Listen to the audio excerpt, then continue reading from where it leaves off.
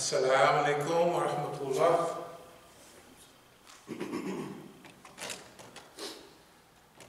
Allahu Akbar, Allahu Akbar. Allahu Akbar, Allahu Akbar. Ashhadu an la ilaha illallah. Ashhadu an la ilaha illallah. Ashhadu anna Muhammadan Rasulullah. Ashhadu anna Muhammadan Rasulullah.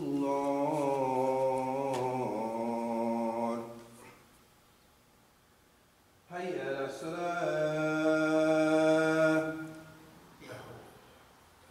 Hayya ala salah.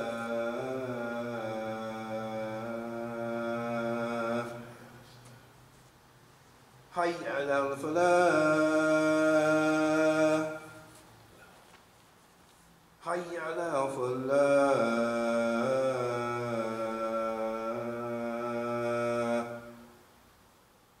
Allahu Akbar, Allahu Akbar. La ilaha illallah.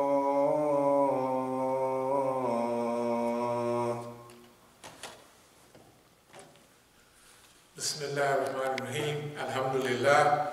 Alhamdulillah. Ahmaduhu wa asta'inuhu wa astadihi wa astaghfiruhu wa u'minu bihi jalla wa ala wa la akfuruhu wa ashhadu an la ilaha illallah wa ashhadu anna Muhammadan abduhu wa rasuluhu. Arsalahu bil huda wa dinil haq liyudhhiruhu ala ad-din kullihi wa la karihal mushrikun. Bismillahirrahmanirrahim. Inna Allaha ya'muru bil adli wal ihsani wa ita'i dhil qurba wa yanha 'anil fahsha'i wal munkari wal baghi ya'idukum la'allakum tadhakkarun. Allah commands justice, the doing of good, and the brotherly to kith and kin. He forbids all shameful deeds and injustice and rebellion, and He instructs you that you may receive admonition. فَمَنْ يُرِيدِ اللَّهُ أَنْ يَهْدِيَهُ يَشْرَحْ صَدْرَهُ لِلْإِسْلَامِ. Those whom Allah in His plan willeth to guide, He opens their breast to Islam. يَا أَيُّهَا الَّذِينَ آمَنُوا وَاتَّقُوا اللَّهَ حَقَّ تُقَاتِهِ وَلَا تَمُوتُنَّ إِلَّا وَأَنْتُمْ مُسْلِمُونَ. O you believe, fear Allah as He should be feared, and do not die except in a state of Islam, or submission to the will of Allah subhanahu wa ta'ala.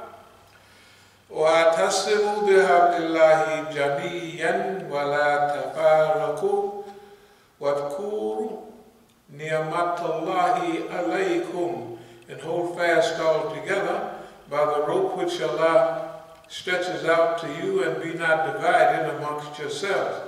And remember with gratitude Allah's favor on you. Kuntum khayra ummatin ukhrijat lin-nasi ta'muruna bil ma'rufi wa tanhauna 'anil munkar wa tu'minuna billah. You are the best peoples ever raised up for mankind, because you enjoin the right, you forbid the wrong, and you believe in Allah subhanahu wa ta'ala.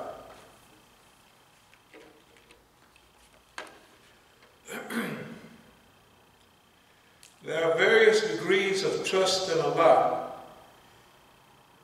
Of them, one is that you should put your trust in Allah in all your affairs, being well pleased with whatever Allah does to you, knowing for certain that He does not cease in His goodness and grace toward you, and that the command therein rests with Him. So put your trust in Allah, leaving that to Him, and relying upon Him in regard to everything other than that. Alhamdulillah, this is on the subject of tawakkul, trust in Allah, and it says a great army is gathered together to come against you, and you should fear them, but it only increased their faith. And the Quran says that they say, Hasbunallahu wa ni'mal wakil. That we put our faith and trust in Allah, and Allah is our wakil. I just wanted to mention something that we talk about quite often, and it is tawakkul, tafweed, rida, and sometimes we mention thiqah. Well, in passing, when you put your faith and trust in Allah, that's called tawakkul, Hasbunallahu wa ni'mal wakil. That means basically it's kind of like this. Tafweed is a little bit elevated over tawakkul. How is that? Tawakkul is like you make your plans and go through all the processes, human processes, and then Allah is your wakil, your advocate. You see, in other words, you do your part, and then you put your faith and trust in Allah as though Allah is supporting you. Now, tafweed is different. When this approached Moses, he said, I entrust, ufawidu, I entrust all my affairs to Allah subhanahu wa ta'ala. So that means that Musa alayhi salam, in that case, it wasn't that he made a giant plan or a big plan himself. He turned it all over to Allah. In other words, Allah is not, I don't want to say it like this, but Allah is not working for him. He's trusting in Allah to put him in the place. Let me put it back up just a minute. When you make all of your plans, you analyze this all yourself. You checked out the environmental circumstances, right? You've checked out the historical perspectives. You looked at all of that, right? Then you made a plan according to those circumstances. Now, being a Muslim, you would automatically understand that, number one, a great army has gathered against you, and this is the historical situation for believers. They are always generally outnumbered and outgunned. You analyze that situation. You make a plan, you go through this whole process, and then you ask Allah to be your wakil, your advocate, your lawyer, your support. Right? Now in tafweed, ufawidu, Musa alayhi salam is, I put my total trust, ufawidu, similar word but different, in Allah. And I am rida, pleased with what Allah sent me. So that means that in the case of tawakkul, you put your faith and trust in Allah and you ask Allah to take care of all of your plans. Now remember, your plans are all these are not Jahiliyyah plans. These are religious plans. These are movement plans. These are not something you're doing for yourself. You're doing it all fi sabilillah, for the cause of Allah. But in one case, it's slightly reversed. In one case, you put your mind and your whole substance into this plan. You have organized, you have thought about it, you have researched the whole environmental circumstances. You make your plan, then you trust in Allah. You ask Allah, help me take care of all of that. There's nothing wrong with that. That's a very high level of religion. That's a very high level of deen. Just a little higher than that is you do your research. You do your historical perspective. You go through all that changes.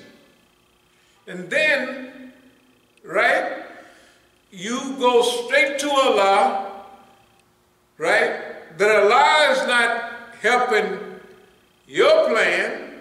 Allah is helping you in the situation that you're in, and because you have put your trust and thicker confidence, like reliance on Allah subhanahu wa ta'ala. That's a slight difference.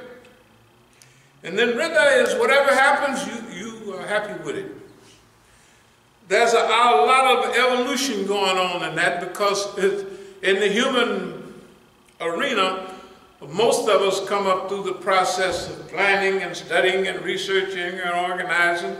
And if those who are so fortunate enough to get old enough to see some of it come to fruition, that means that we had to evolve through the whole process of tawakkul, which is it's about as high as you can get in Islam, except the next level of tafweed. Tafweed, you research, you think about it, but you put your trust in Allah first, right away, not after you make your plan and you ask for help. You turn directly to Allah subhanahu wa ta'ala. Now remember, in these two levels, there's not a whole lot of difference, because you will find that all the prophets and messengers of Allah ask for that tawakkul. Noah asked for tawakkul.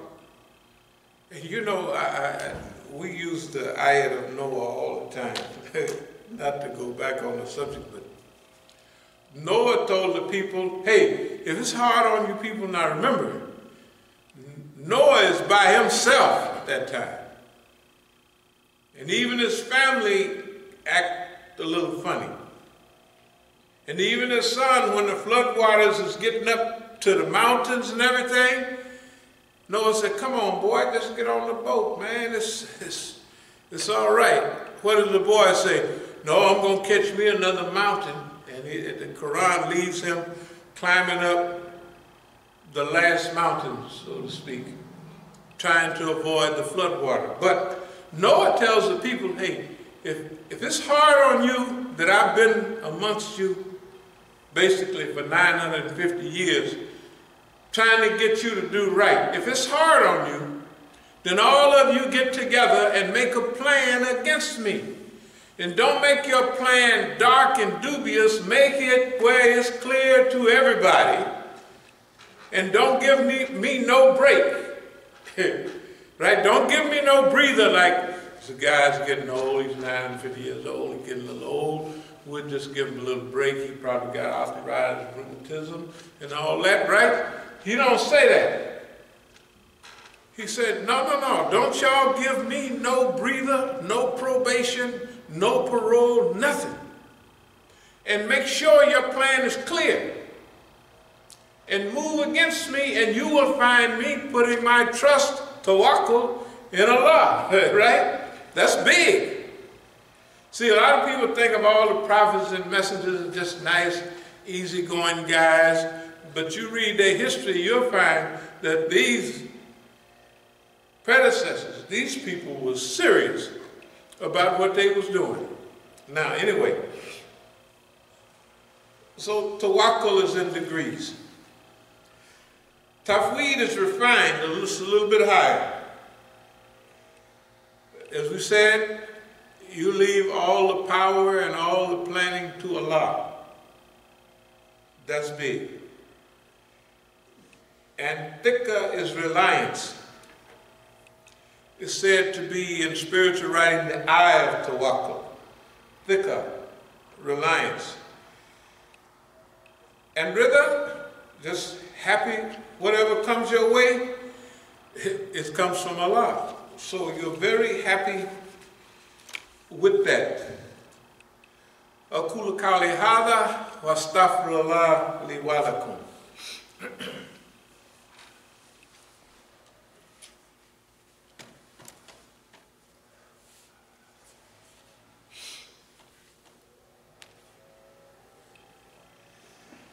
بسم الله الرحمن الرحيم.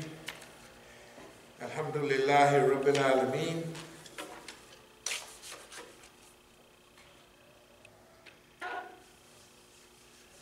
However strongly, Bismillah ar-Rahman ar-Rahim, however strongly thou mayest desire it, most people will not believe in this revelation, although thou dost not ask of them any reward for it. It is but Allah's reminder to all mankind. But then how many a sign is there in the heavens and the earth which they pass by unthinkingly, and on which they turn their backs? And most of them do not even believe in Allah, without also ascribing divine powers to other beings besides Him. Do they then feel free from the fear that there might fall upon them the overwhelming terror of Allah's chastisement, or that the last hour may not come upon them of a sudden without their being aware of its approach? Say, O Prophet, this is my way resting on conscious insight, accessible to reason. I am calling you all unto God, and they who follow me. This is just talking about the ayats of Allah, the ayats, signs of Allah subhanahu wa ta'ala that are all around us. In fact, one ayat says, soon will we show them our signs in the furthest regions of the earth and in their own souls, until it becomes manifest to them that this is the truth. It is not enough, is it not enough that thy Lord doth witness all things? So this is saying that Allah subhanahu wa ta'ala will show the people signs in the universe. And these signs are everywhere. And even sign, ayat, if you look in the Quran and the concordance, you will find 375 or more places where ayat is used. Ayat is a sign. Ayat is a message, a meaning. And you find Allah talking or speaking many times in the Quran that ayats are those, these are signs for those who remember. These are signs for those who reflect. These are signs, right, for those who are God-fearing. These are signs for people who believe, right? Then a lot of it, the Quran is referring to people who disbelieve in our signs, who avoid our signs, who cover up our signs, you know. With that, I want to read, I'm calling this historical religious document, what I'm reading from. In other words, I'm not reading from the Quran now, I'm reading from the Bible. The reason I'm reading from Revelation, the Revelation was a book, it was written by John, there were several letters that was written by John. A lot of people believe that John, when he wrote this, they believe he was high as a kite. They believe that he was chewing mushrooms, peyote buttons. He was high as a kite. It's the 7 seals and the bees and monster coming up out of the lake of fire. Y'all might not have read all that stuff. But that's all in the book of Revelation.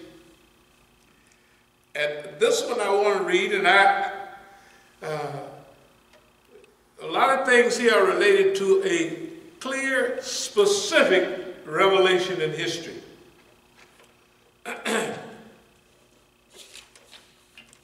So remember, this is I'm calling it a religious historical document. Now remember what we go by: the Quran, the Sunnah, and history. It says, travel in the earth, see what was the end of those before you. That means study as much as you can get your hands on about the earthly, environmental, historical circumstances. And then you put your stuff together from that. And that's what we do here. So it goes on to say, after this I saw another angel coming down from heaven, having great authority, and the earth was made bright with his splendor. He called out with a mighty voice, fallen, fallen is Babylon the Great. It has become a dwelling place of demons, a haunt of every foul spirit, and a haunt of every foul bird, a haunt of every foul and hateful beast. So Babylon, technically Babylon was Iraq years ago. Mesopotamia, it was, you might not have heard about the Hanging Gardens of Babylon. Babylon and Persia, right next to it, there's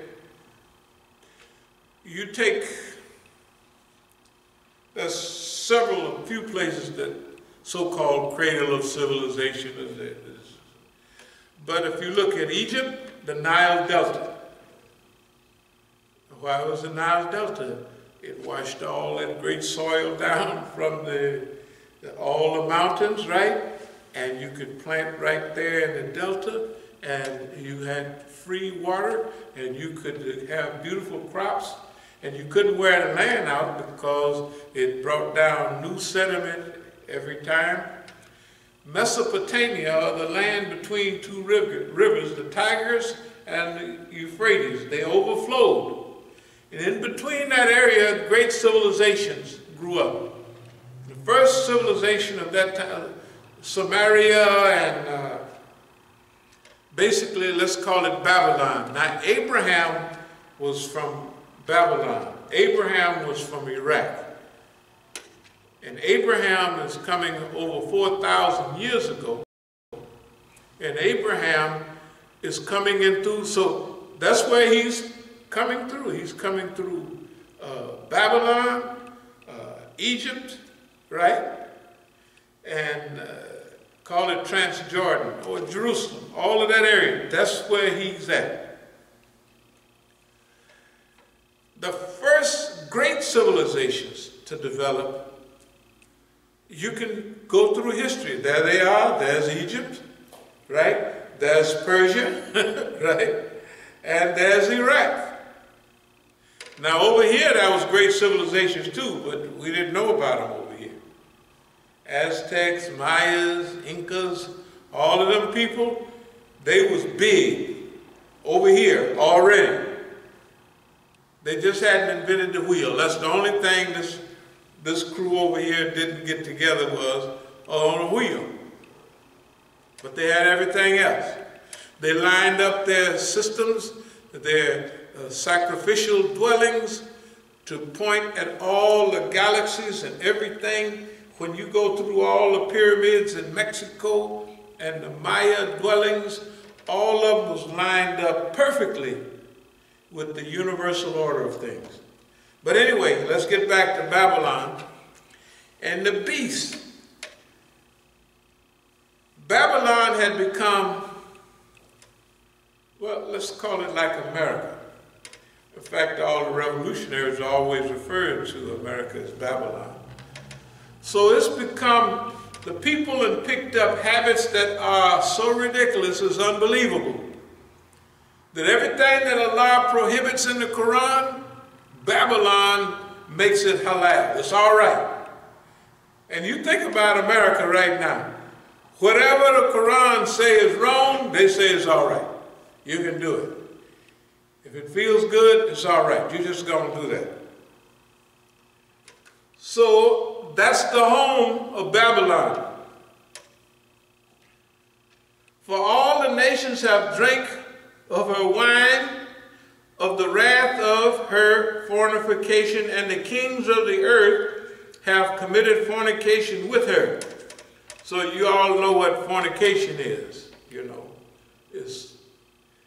That means that everybody that had illicit alliances and pacts with the United States of America. The whole world. If you look out and you see, oh man, 30 years ago all them people was coming from El Salvador, right? Remember that period? Well, what was happening at that period? Why did they have to leave El Salvador? Remember, El Salvador, it actually means a savior. They wasn't getting saved. The military alliances that the United States had with the people in El Salvador from back in the 20s and 30s allowed those dictatorships down there to slaughter and murder those people. You could find those people that are here now is finding their relatives in dumps and junkyards. That's where they was finding them at.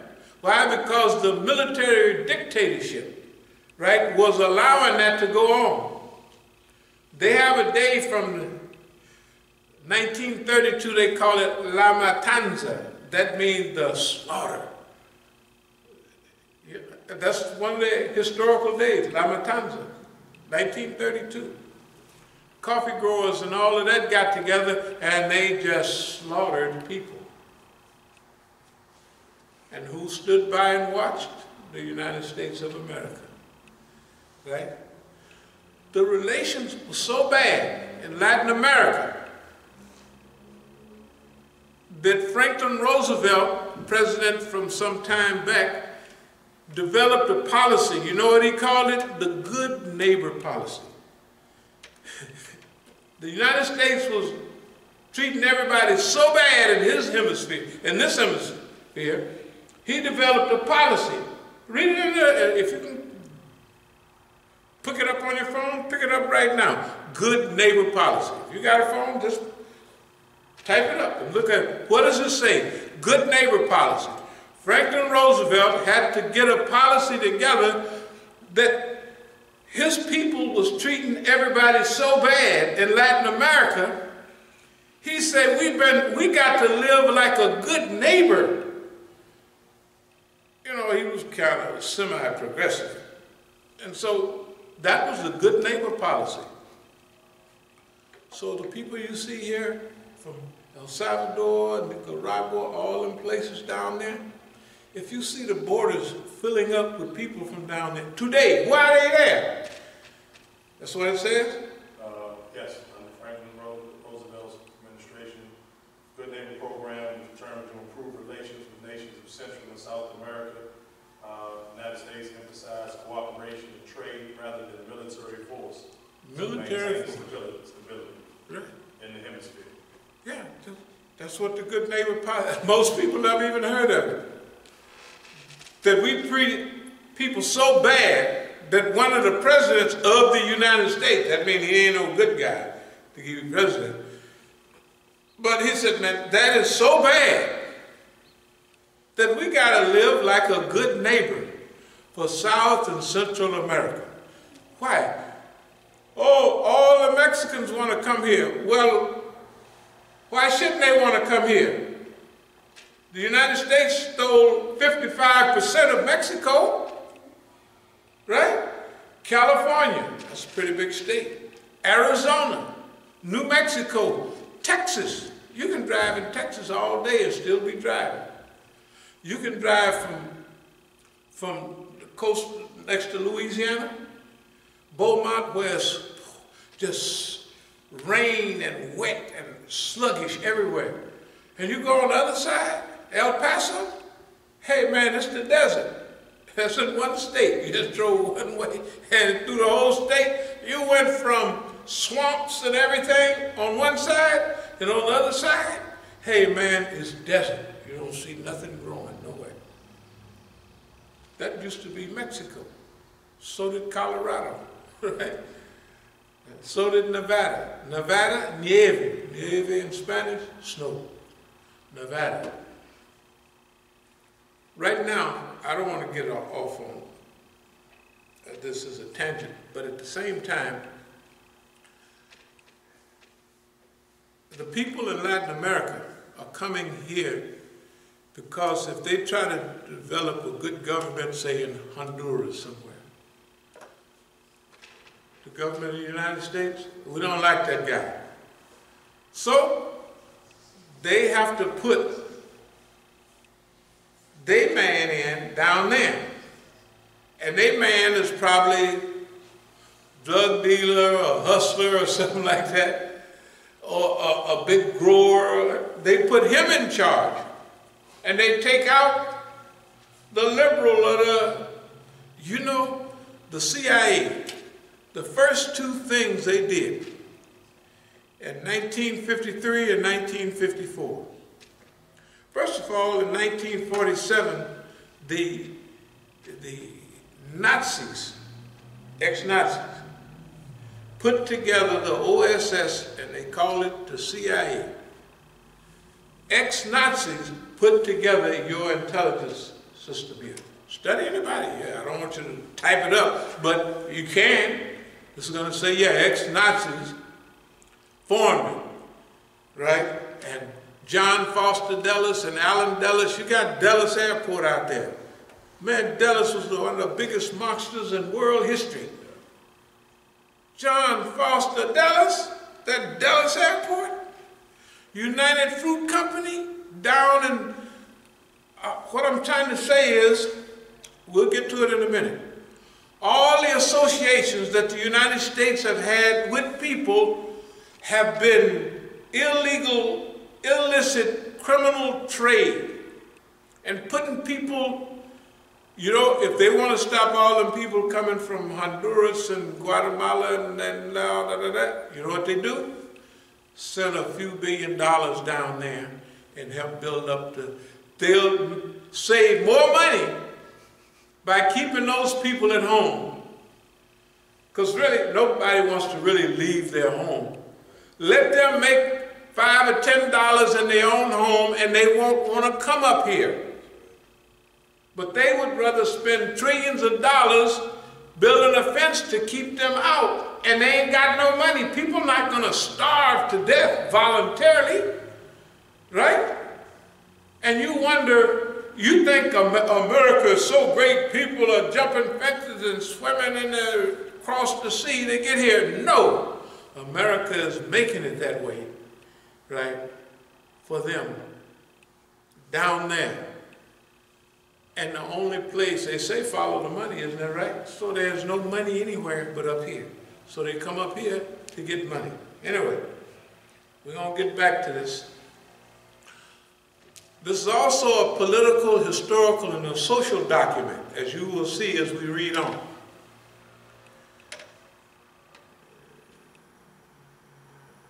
For all the nations have drank of the wine of the wrath of her fornication, and the kings of the earth have committed fornication with her.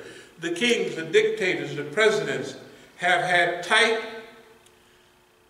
transactional association with this Babylon, or with this United States. And the merchants of the earth have grown rich from the power of her luxury. The merchants of the earth have grown rich, right, with the power of her luxury. Then I heard another voice from heaven saying, "Come out of her, my people, so that you do not take part in her sins, and so that you do not share in her plagues." Now we're getting to plagues and pestilence. Where are we going with this? It's a handful of people here. Some of the places not having Jum'ah. Half the restaurants have closed down, right? the car manufacturing coming to a screeching halt. One, they can't get parts from nowhere else. Plague the whole, how can the whole earth be on lockdown and they saying a man did it or a virus did it, and nobody on Bloomberg News say, you know, God might have did this? You ever heard of that? Have anybody recently mentioned Allah in all of this?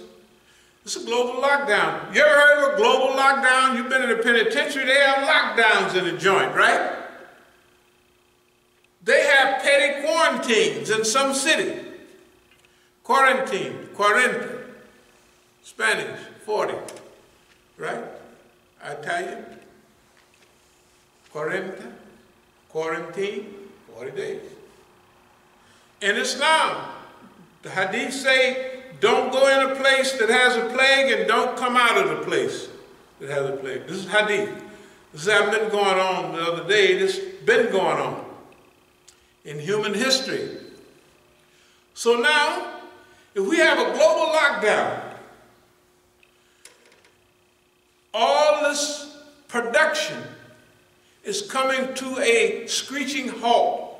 And they can't do nothing about it now, don't get me wrong. They can't come up with no super duper frizzle dazzle plan to get them out of this. Why? Because they didn't extended themselves out so far with their money, right? Hey man, they can't patch this hole. If they do, it don't make no difference. It'll come explode. The more they patch it up, the bigger the explosion will be the next time, if it's the next one. We don't know whether this one is it or this is the, you know, signs of Allah are evolutionary in a lot of cases. For instance, all the stuff that's been happening. Let's go backwards. Last year in California, they had several fires that produced tornadoes inside of themselves. Y'all read about that in there? Tornadoes, that means a whirling fire is a tornado. That's why they can burn up everything. You noticed in the last fires you've seen, those fires in California, the whole town, it looked like they bombed Berlin or something like that in World War II, right? Everything is gone. That's not the way, tornadoes don't do that in a lot of fires. A fire burn down this block and it leave this other block half, you know, right? Or a tornado can shoot, shoot, shoot, and your house is sitting right there. And it miss it, and it burn everybody else's. And your house is just not touched by nothing. Not nowadays. Those fires, I mean, the last few years, they'd had the Paradise Fire, it burned the whole town down. It burned the whole, and they call the town Paradise. This is in California. I'm from California, by the way. And when I would drive from here to California, each time I would go to California, according to what time of the year it is, if I'm going across a Highway 80, there's smoke blowing across the highway from Oregon and Washington every time. I mean, smoke from 2 states up. And there it is, blowing across the highway, blowing across Interstate 80. Last year, 2 years ago, down in Houston, what was it? They said, well, like Carolina too, that the weather front be moving at 3, 4, or 5 miles an hour, right?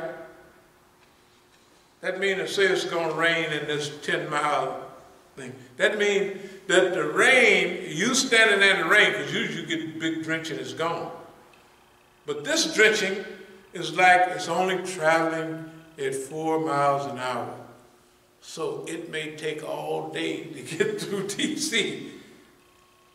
Raining, I don't know how many inches per minute or per hour. You know, I done heard things like 16 inches per such and such. That means the water ain't got nowhere to go, the water ain't going nowhere. Y'all saw on TV 2 years ago in Houston, Texas, right? Seagoing boats going down the street to pick up people. Y'all see that on TV? It's on TV. Big old boats, not just rowboats, but these are big, you can go out in the Gulf, or technically you could go out in the ocean. Where were they at? Going down the street. Those are all signs. But remember what the Quran said, how many signs we send, right? And people just unthinkingly go about their business. Oh, it's terrible. Look at the weather. It's not the weather. The weather happens every night, you know what I mean?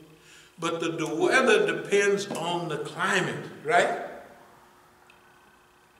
There's been climatic change, not weather changes, because the climate depends, doesn't depend on the weather depends on the climate, right? The root of everything is climate. So climate is over a long period of time. So it took years for the climate to change to where it is now. And even if we start doing right tomorrow or this afternoon, it'll take time for this climate that we have now to change back to what it should be. Because climate don't change overnight. Weather do, right? Remember, the climate is the one that determines the weather. The weather do not determine the climate. So, also the environmental climate, the historical climate, everything related to what we're dealing with right now. Let's continue a bit. Okay. For the sins are heaped up, say, come out of her, my people, so that they not take part in her sins, and so that you do not share in her plagues. That's what we want. And for her sins are heaped high as heaven. And God has remembered her iniquities. Render to her as she has rendered, and repay her double for her deeds. Mix a double draught for her in the cup she mixed, as she glorified herself and lived luxuriously.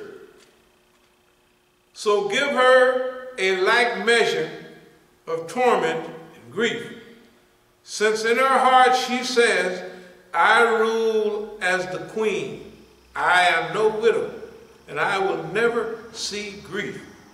Therefore, her plagues will come in a single day. So let's go over this again.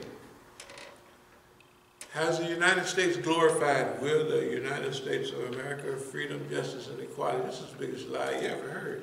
That does not exist. And it never has existed. America was never founded on any of those. But the people thought, you know, I was born in 1945. That was the same year World War II ended, believe it or not. In fact, in February, the Germans haven't even surrendered yet. They surrendered in March or April of 45. So I lived through all of that period. You know, when I was growing up, there was a period called the Golden 50s. The Golden 50s. They had the Roaring 20s way before. They had the War 40s. They had the Golden 50s. Do you know what was happening in the Golden 50s? Negroes in the Deep South was moving to California and up to Detroit. They was getting jobs.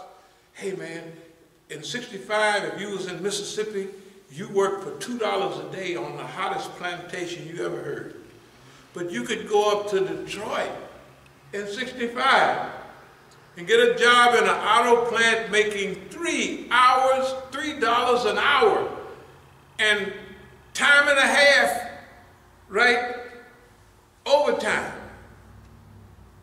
And they had cranking out them big 65 cars, 66 cars. Can you imagine? And we was rioting. We was saying we want better. But you won't never get it in America no better than it was at that time, when you could leave Dixie. And you know, I remember one case as a welfare recipient, had 10 children. And she came out to California, this was in '59, and she got on the welfare, and they gave her what they thought was a lot of money then, $400. Well, imagine if you didn't have no husband and you was in Mississippi, Alabama, Arizona, and you didn't get no income. You heard that you could go out to California or up north and get on welfare and get 10 times the money that you was getting there, which was basically nothing, right? You would have to be an idiot not to hustle up a Greyhound bus ticket, hustle up all those kids and get out to California, right? Or get up to Detroit. That's why they called it the golden 50s. Man, they had it going on. We didn't think it was the golden 50s, but the white man thought it was the golden 50s. And looking at his history, that was right. They had won World War II. The whole rest of the world was in shambles, and they was building up the world. They had the Marshall Plan. They was rolling, right? They called it the golden 50s. Everybody at that time, they had Iran. Y'all probably never heard of this. But the first two CIA, that's what we was talking about a minute ago, issues that came up with the CIA was Iran and the Arbenz government down, a socialist government down in South America. What do? In 53 and 54, they took the Shah and put him back in Iran, and he ruled for another 25 years. The Arbenz government in Guatemala, I think it was just psychological war. They put stuff on the radio that were going to finish you off, and it just flopped. That's how weak it was, but he wanted a socialist government to help the people. That was your CIA. They are stuck to that plan, and everything they developed, whether it's the Peace Corps or what have you, it was all to keep America big and to keep America in power. And everybody that worked with America, we'll see about them in a minute.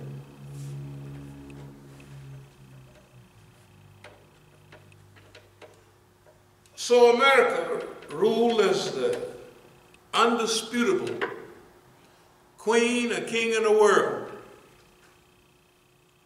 And they said, there ain't no bad times coming to us, right? Because we're running this show and we're spreading freedom, democracy, and love all over the world. And so what people of the world did, when they saw Boss Man coming with his love stick, they broke out running.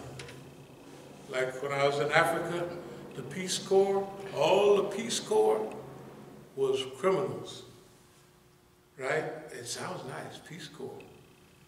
But they were coming to assist the CIA to monitor everybody. Even if they didn't mean it, they monitored everybody and they turned over all the information they got to the CIA. Yes, they did. Okay. You know, I'm going to speed up because I think we done got halfway home already. It says, therefore, her plagues will come in a single day, pestilence and mourning and famine.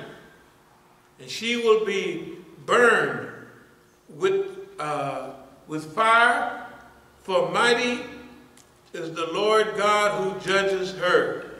In other words, basically, this great prostitute will be judged by God himself. And it's saying that mix a double draw for what they have done to other people. We don't say that.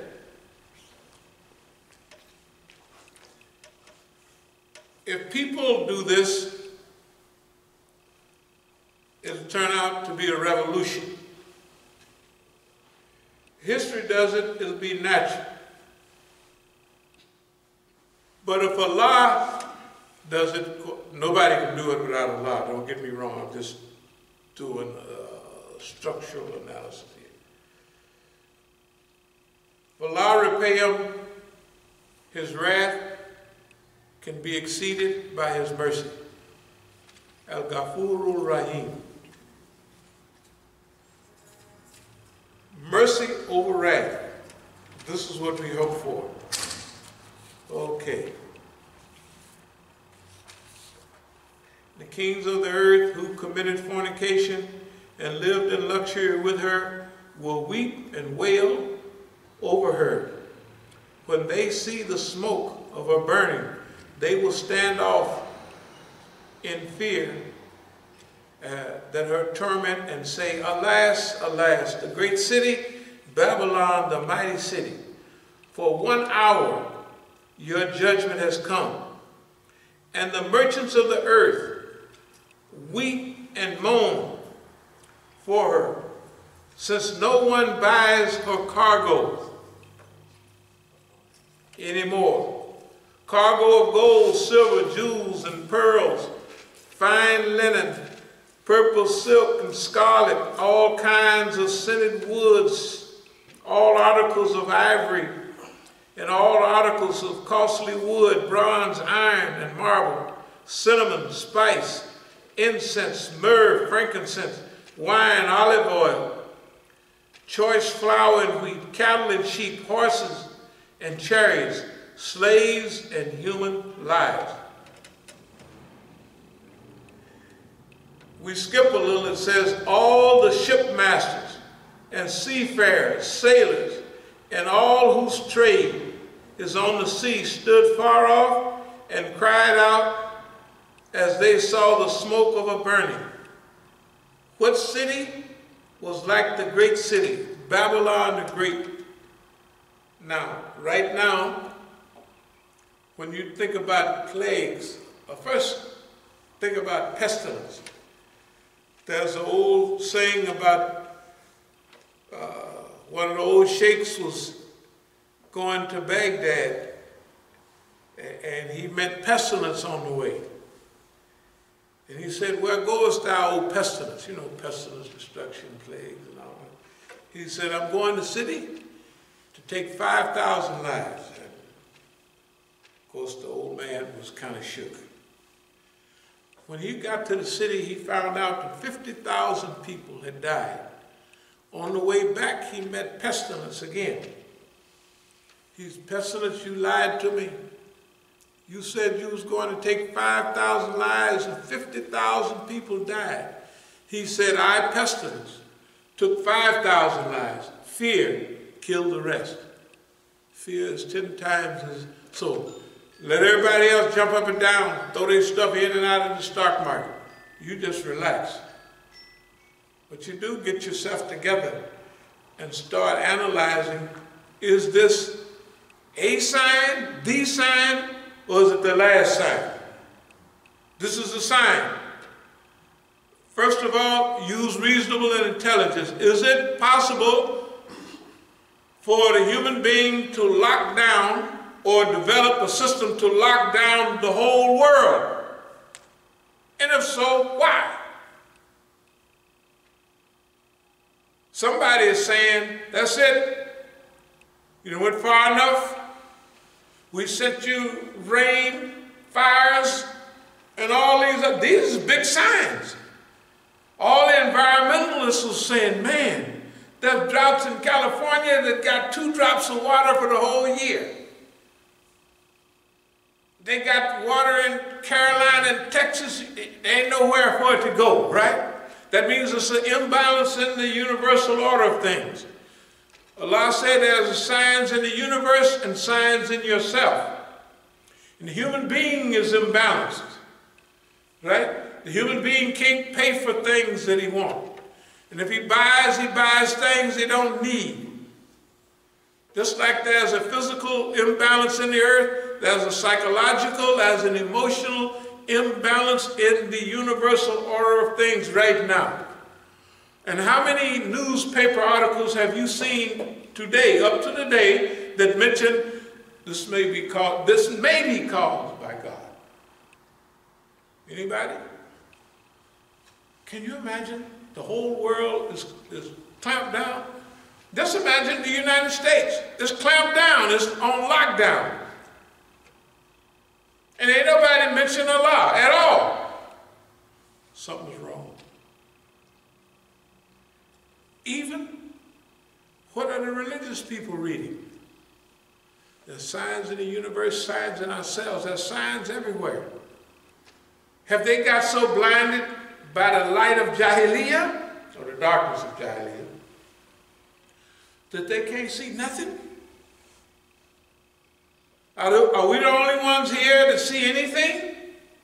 Right? Are we the only ones here that can make some, put some analysis together from the historical perspective up to now that makes some sense? Or are we the only ones that even have studied Quran, Hadith, and in history, where it means something, right? This is history. Technically, this letters of John's was, the Christians were being persecuted. This is in the 1st century after Isa alayhi salam. And the Christians were being persecuted by who? The Romans. This letter is technically aimed at the Romans, but is used in Babylon. A historical reality. And it's the same. All the traders getting rich, right? People got ships, planes, high trade. Who's making all the money now? Big traders. You making any money? No. You gotta work 2 jobs. Can you imagine people working 3 jobs? Or can you imagine America in the golden 50s where the husband could work and send his children to college, buy a brand new Chevy, and buy a new house, and all of that on the husband's salary. And put money in the bank. That's why they call it the golden 50s. White folks said, boy, look at here, this is it. We never had this good because they came through the 30s and the war of 40s, you know. The Depression, what brought them out of that? Depression. World War II brought them out of that. War. And when they finished that, they have never been on a peacetime economy since. Their president, the white David Eisenhower, a past 5-star general, only 5-star generals, right? MacArthur and Eisenhower, one in the Pacific, one in Europe. One of them became president. He said in 1960, beware of the military-industrial complex. Beware of these military, he's ex-military man. Victory in Europe, that's Eisenhower. D-Day, that's Eisenhower. He is the president. He saw all these people using the CIA, the FBI, all of their stuff to help keep wars going around the world so they could build military equipment and send it over there. Can you imagine? Think about it. We calculated it back in the 70s. One tank or one of those old cheap jets that they're too old for the U.S. could build a university in any of our countries in Africa in those days. And staffing. What would a dumb dictator do by those old jets from the U.S.? never build a university, right? Look at the weapons. Who's in charge of weapons sales in the world? It's not Russia, right? Not China. It's the United States of America. Now just imagine if you make cars, you can drive it for, let's say 4 or 5 years. Suppose you, and it don't cost that much, but suppose you spend $80 million per tank. Per tank. 80 million. And you roll it off the line, and you roll it out on the battlefield, and they blow it up. Right? You sell them the weapons to blow up the tank. Right? You sell the people the weapons to blow up the tank you just sold to Johnny. Right? When this talks about beast and evil, this European here is evil. I mean, of course we know it's the shaitan. But these people who get absorbed in wanting money and power are evil. They're not just bad people and sinners, they're evil. I mean evil. They'll shoot you down and throw you in a junkyard. Like they was the people of El Salvador. Most of the people, it wasn't just 4 nuns. They was killing everybody. They're beasts. That's why I talk about the beast. Years ago, we used to say the beast. The Europeans is the beast. But the Negroes are beasts too. If you, for your Jahiliyyah, you're a beast. That's all it is to it. We're going to speed up here a minute. Babylon, the mighty. So it says in 1 hour the judgment has come. It don't come in no 1 hour. This thing that's happening to us now, seemed like it just popped out 1 hour. That's why they don't mean 1 hour, physical hour on the clock, or 1 day. It don't mean that. It means all of a sudden, the accumulated sinnery, calculated misbehavior, it could be of centuries and decades, pop up and there it is. And boss man can't do nothing about it. Boss man can't get out of this. He tried to talk up the stock market the other day. He put $1 trillion one day and $1.5 trillion the next day. They didn't do the stock market went down. Why? Because they know it's paper money. They know what they've been doing. Right? Boss man had a meeting. First couple of days, all the airline and all those people are there at the meeting. Don't worry, I'm going to look out for y'all. You know, somebody told him, boss man, you ought to have a little phony meeting saying you're going to help the people, because remember last time, the people that caused the problem, we bailed them out and then gave them extra money. Bonuses for effing up the whole thing, right? For destroying America, we gave the ones that did it a bonus. And we repaid them hundreds of times. So just the other day, didn't O'Don have a meeting with all the airline people? And I'm going to look out for y'all, folks. You know, we're going to take care of you. And then some dummy in the administration said, Don, you better pretend to give the people $4 or $5. Oh, then he come out, oh, just wait a minute, hold the press. We're going to give the people, what, a couple of million, a few million, we're going to give you, and you're going to get it in 2 weeks. 2 weeks. Suppose you can't last 2 weeks. How many people working in McDonald's can last 2 weeks? If they too stingy to give you a job that pays $15 an hour, you know when $15 an hour was reasonable money? In 1978, when my family was working at the shipyard and stuff, they was making $15 an hour. People that made good wages in 1980, they was working at GM. $20 per hour. Then, It's 1980. What was that, 40 years ago? 40 years ago. I don't even understand how nobody can make 7 or 8 hours and live. $15 an hour per day? Of course, it ain't nothing. And they arguing about it like we're going to do them a favor. Right? We're going to help them out. And they making $2 million a week and stuff like that, right? And they don't want to give you $15 an hour. The people are beasts.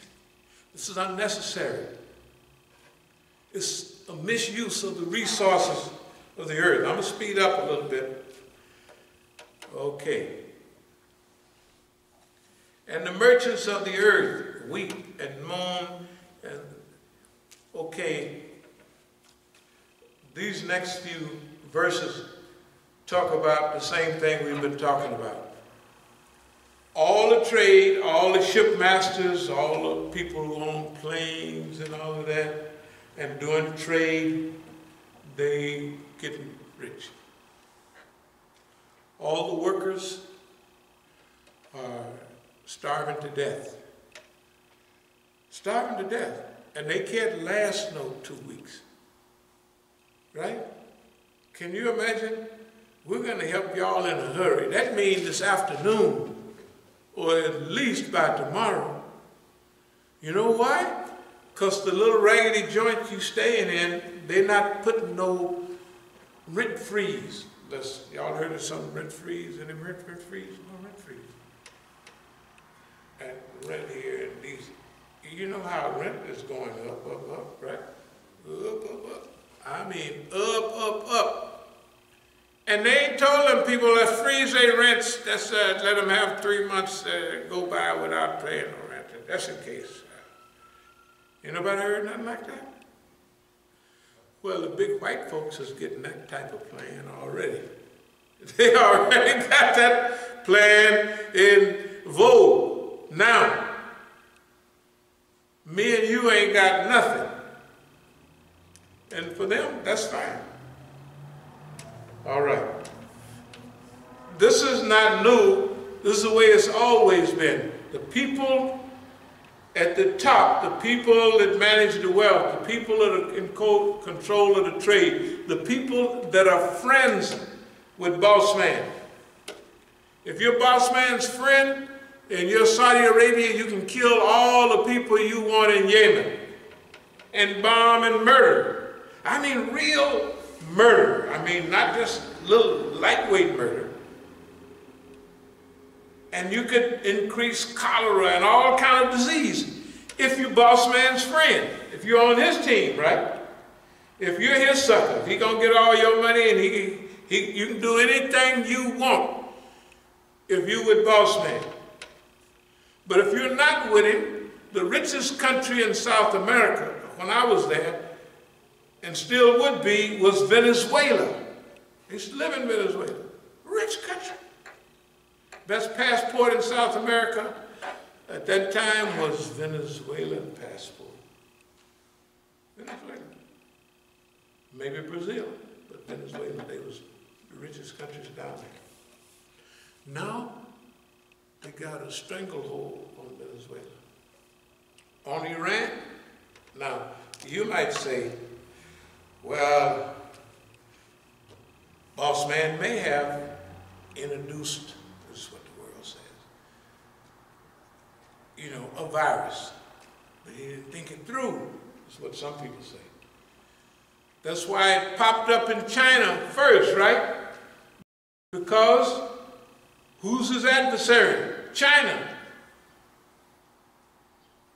But China got their stuff moving some kind of way, so they built in a week's time. Can you imagine they built hospitals just like that? They must have blew some of that foam in a big thing. I don't know what it was. But they was ready for it, and they had to. They just had to have it all laid out and just blew big foam hospitals. And there they were, just like that. Can you imagine? and fully equipped. Everything is in there. Wait a minute. In America, it takes months. They got some hospital ships they're going to put it. But one of them is in California. They got to sail down, go to the Panama Canal, come back. The people will be dead. You know how long that's going to take? They will be dying dead. They hit China and Iran first, isn't that right?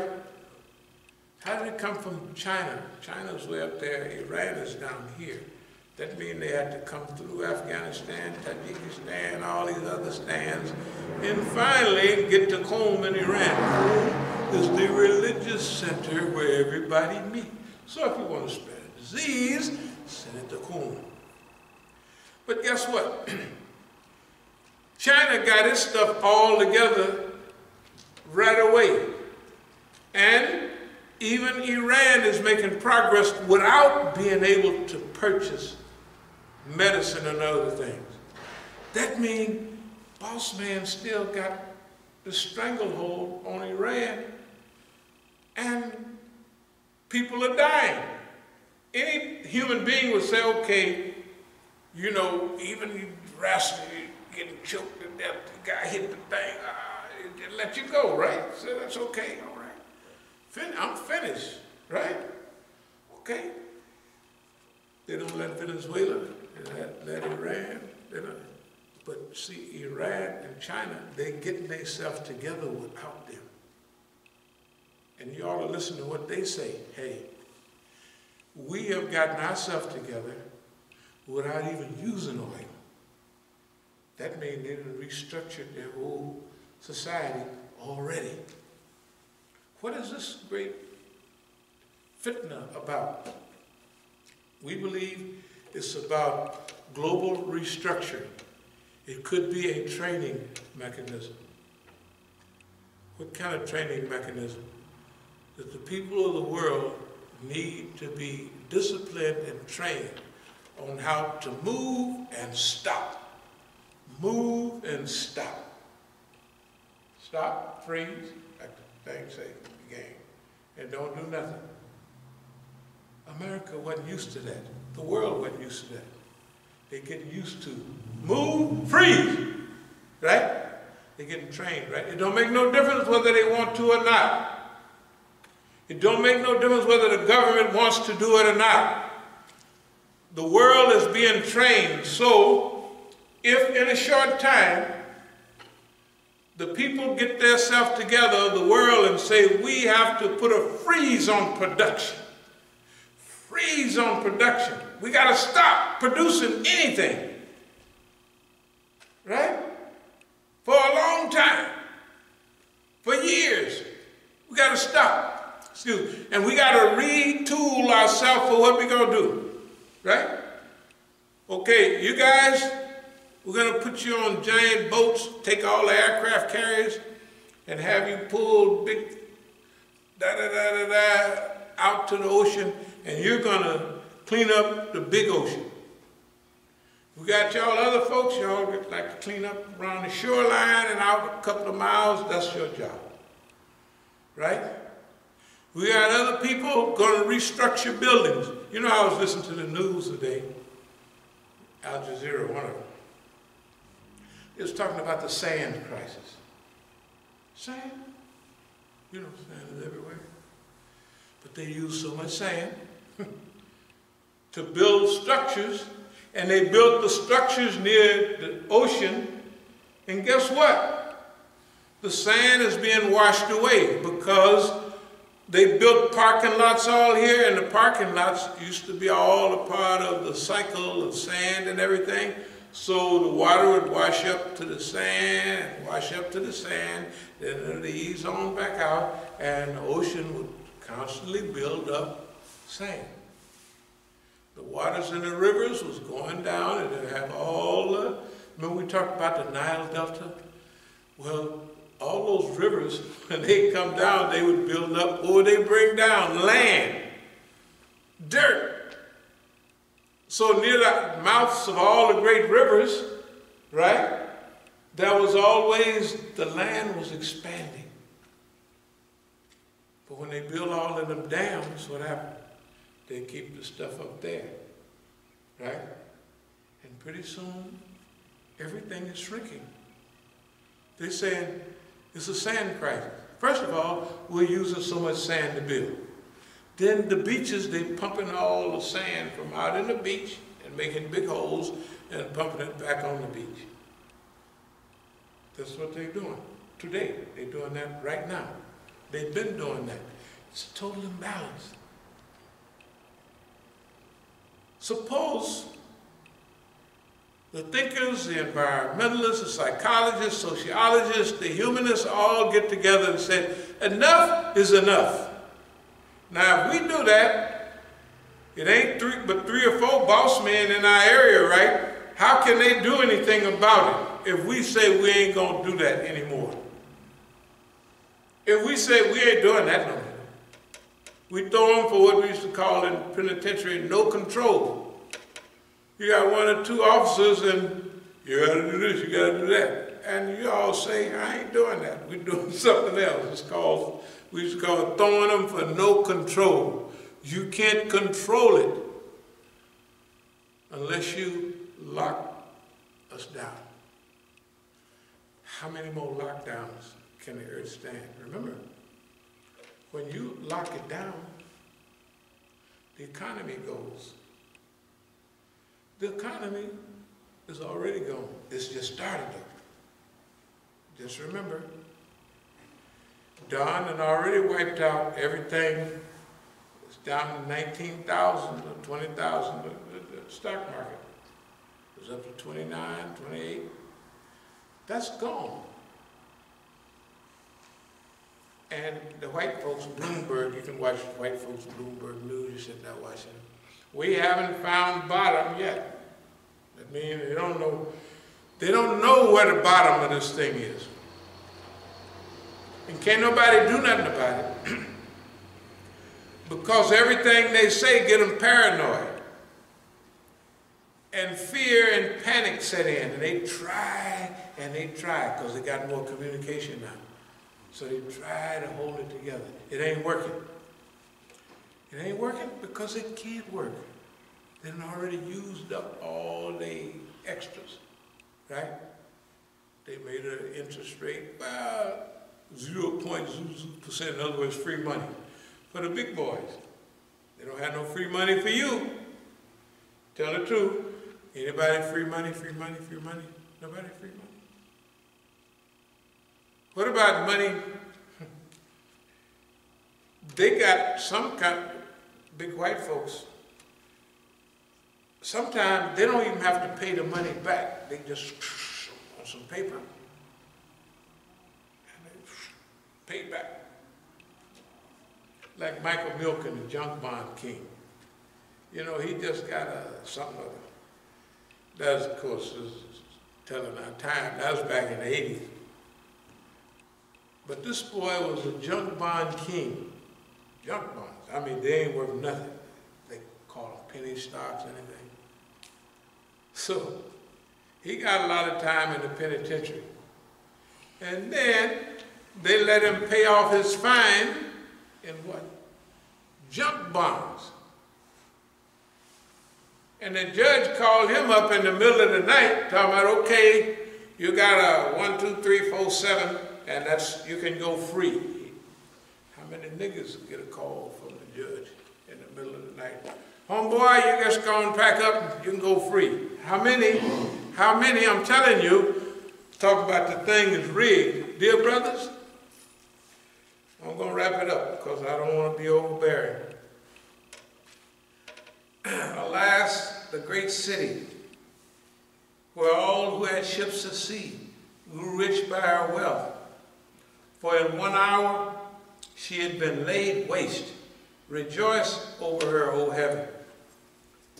You saints and apostles and prophets, for God has given judgment for you against her. Then a mighty angel took up a stone like a great millstone and threw it into the sea, saying, with such violence, Babylon, the great city, will be thrown down and will be found no more. And the sound of the harpists, the minstrels, the flutists, the trumpeters, all that stuff you see on TV. May not be on TV much anymore. You may be listening to sad songs. They had the blues back on there. Yes, they will, because everybody be singing the blues. Or, if his boss man been thrown down, you'll hear a new sound. You know they have movies like the Titanic and all of that, how all the white folks got drowned on the Titanic, right? And they were sad about that. But you know, Jack Johnson, they didn't have him, wouldn't let him get on the Titanic.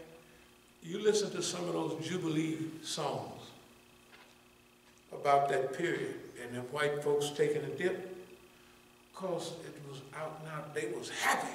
Boy, you know, Jubilee, the Negroes be stepping. They used to have a cakewalk. The niggas be walking a cakewalk. All of them, hey man, you listen to some of our old stuff. All of it had a message.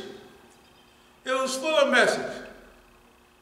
If you were supposed to run away from slavery, wade in the water. God's gonna trouble the water. Time to go. Steal away home. I ain't got long to stay here.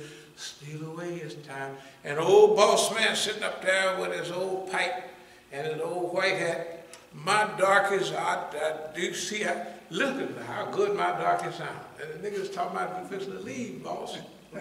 Right? All of the songs go down Moses, way down in Egypt land. Tell old Pharaoh, let my people go. All of them were freedom songs. They gave us a corrupted book, a corrupted vision, and we took it and turned it into a liberation movement. Isn't that right? Yeah. You know, the Negroes, they think that. You know, down in Louisiana, I don't mean to talk all this much, but there's only a few of us here, so why not? We just have a good time. I'm from Arkansas. They got some of them, but in Louisiana, they have a lot of turpentine trees. And the turpentine drip off the tree into the grass. And the cows eat the grass. Now, the Negroes knew the dogs couldn't smell turpentine. If there's turpentine, so the Negroes didn't carry no bottle of turpentine on them and rub their feet in when they're getting ready to run off. They just ran over to the cow doo-doo, tell the truth, barefooted, stomped their feet in the cow doo-doo and took off, and the dogs couldn't smell it. Now you tell me that the Negroes ain't got no sense. You can say what you want. They always talk about niggas can't fly planes, niggas can't do this.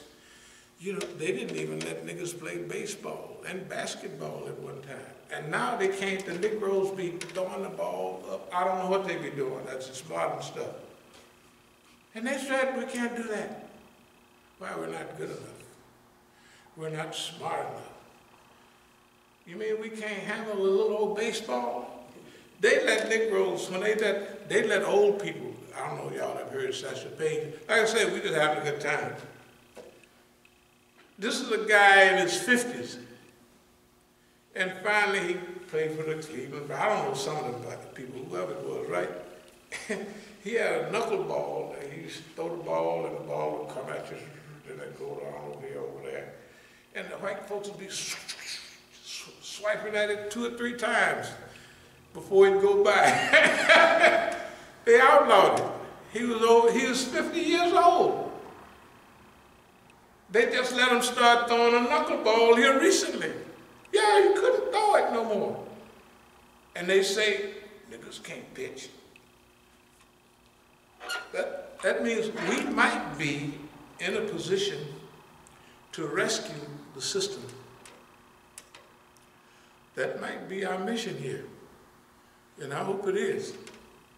That's our mission. You notice we don't talk about hatred of America and all of that. We talk about, we hope that Allah let him off. His mercy outweighs his wrath. Right? Because that's our choice. Our choice right? You have a choice about what you want to do, what you want to look like. So you have a choice to do that. That's my choice right now. I'm going to go and wrap up.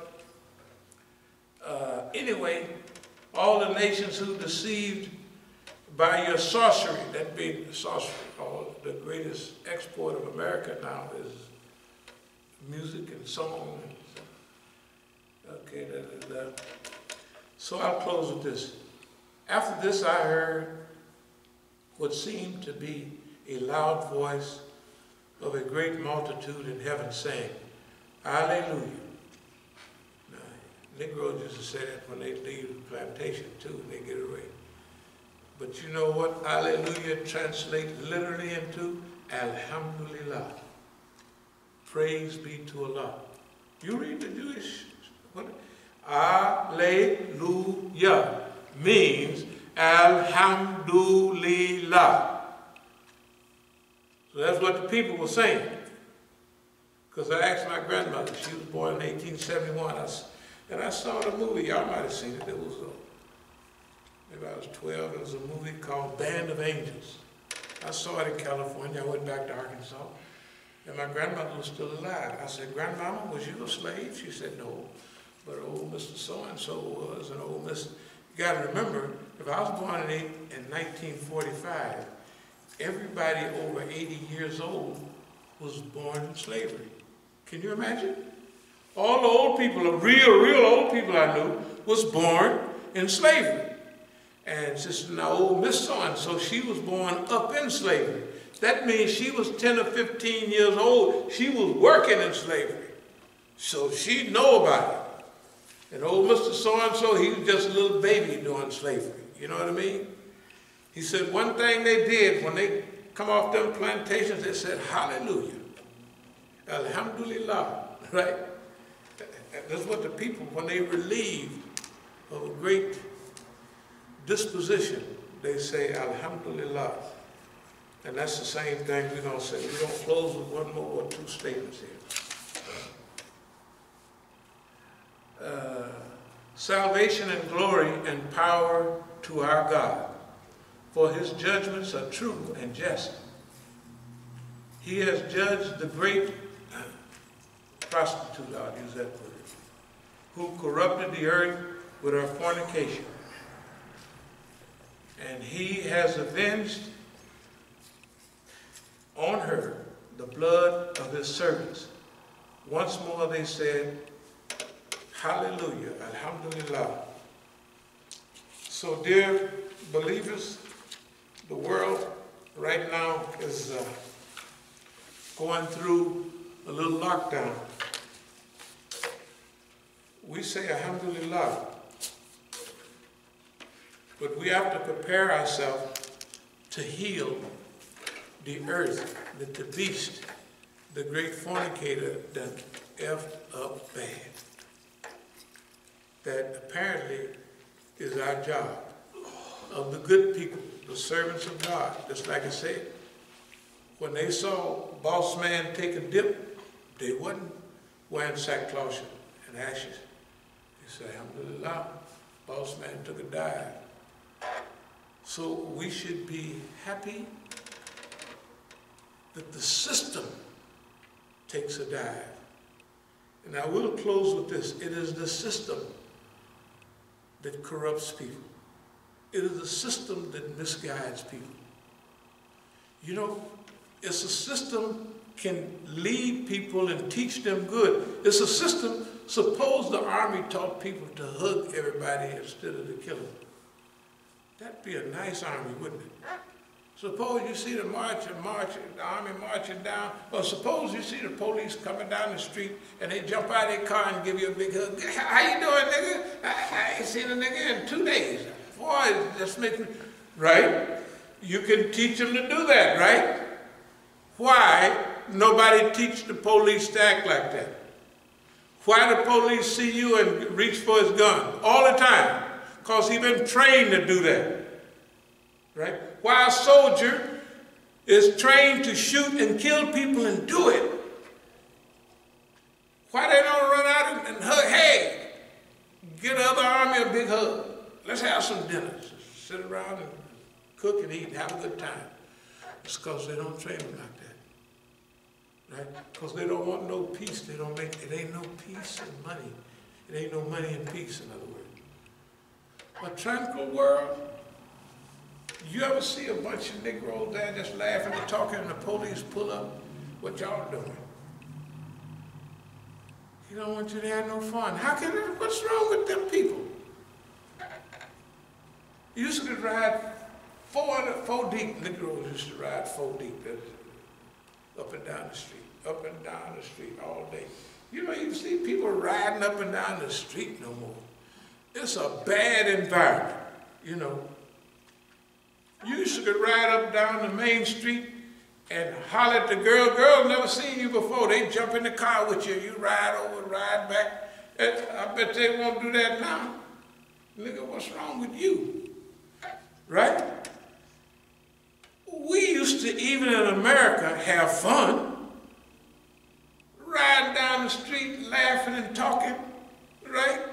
Having fun. How many of you niggas had any fun lately? Come on now. How many anybody having any fun right now? No, boss man, Tiny, you can't, niggas having fun? If you want to have a ride in the police station, let them get a call saying that they got a group of niggas over there having fun. And they'll break all the doors down, all the lights screaming, and come over there, what y'all doing here? We just having a little fun. Okay, the day off you go. Right? That's the way they are. They've been trained like that. We don't want no army and no police trained like that. When we get in charge, we're going to teach the army and the police to hug folks. Right? To hug everybody. Nigga need a hug today. You had a hug today, you know, talking to them, right? You ain't been hugged, nigga. Come here, boy. You think it sounds funny, but it's real. Why not think like that? I'll close with this. Have you seen any of the war movies that they have? I don't care, any of them, like Gladiator, where they hack for human history. They've been hacking people's arms off with axes. Hey man, the people is crazy. They think it's all right. They think it's all right to go over and hack people's, well, in those days, now they just blow you up. But imagine for the last, except for the last 100 years, you was right up on the guy you was fighting.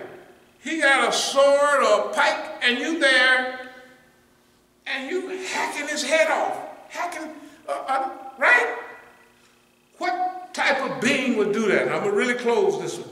Would use his best part of his creation, his most useful people, and his best technology to kill other people.